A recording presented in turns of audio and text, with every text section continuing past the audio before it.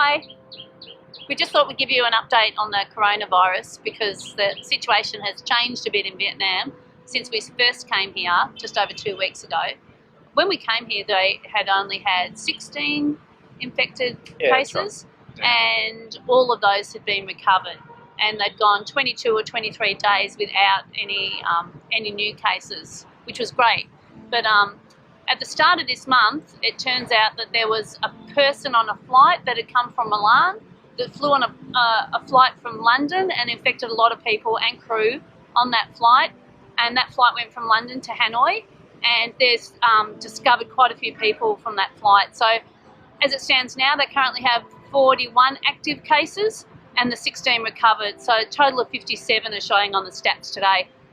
But this situation is really fluid and it can change, so quickly. So the stats and the information we're giving now might be out of date in 24 hours, but we can tell you what's happening right now in Vietnam. Yeah, that's right. Yep. One thing that's really reassuring is the Vietnamese government really jumped on this quickly. They have local government vans driving around on loudspeaker, talking about personal hygiene. They have posters everywhere in shops and restaurant windows, also talking about the importance of washing hands. From today, they've implemented that when you're in a populated area of 100 people or more, that it's mandatory now to wear a mask. So we've been wearing a mask now all the time because we see that it makes the local community feel a lot more comfortable about that. The other thing that they've done is apparently they've set up these booths that you can walk through, and they have a fine mist of disinfectant, and people walk in fully clothed with a handbag and phone and everything, and you just quickly walk through this booth, and they're in public areas, and you get this fine mist of disinfectant. So I'm kind of looking forward to seeing one of those, I've got to say. But the message from the government has very much been about inclusion.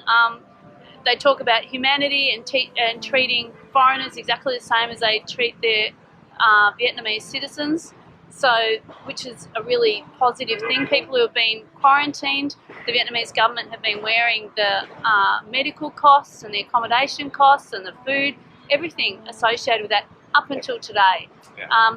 But also from today, I think they've banned the flights from the UK and Europe. UK and Europe, yeah. Haven't they? Yeah. From yesterday. Yeah, okay, yeah. From yesterday. Yeah. So the situation's always changing, but we just thought we'd give a bit of an update on how things are now. We noticed that with some of these changes, like with the banning of those flights from Europe and the UK, there are a few retailers that are closed today. Mm. They're probably shops we wouldn't have gone to anyway. No. There's a few high-end jewellery shops and clothing shops. Yeah. A lot of the hotels are very quiet and offering huge discounts at the moment.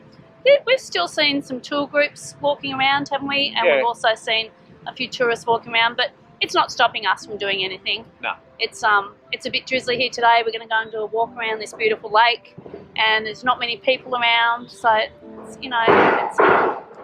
it's still business as usual for, I'd say, the majority of people.